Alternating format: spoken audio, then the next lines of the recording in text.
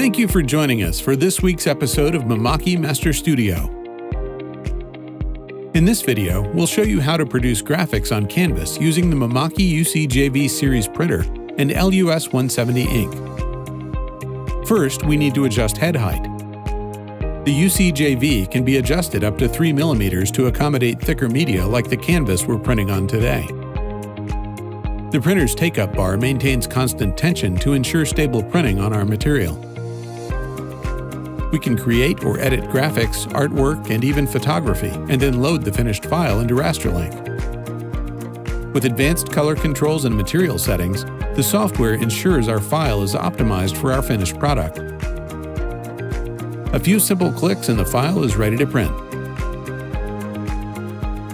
LUS 170 inks are instantly cured and flexible, enabling immediate handling or finishing. Our finished graphic can be mounted directly or stretched around frames, sure to enhance any space.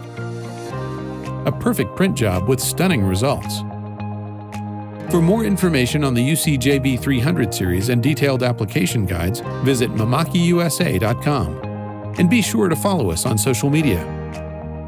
Join us next time for Mimaki Master Studio.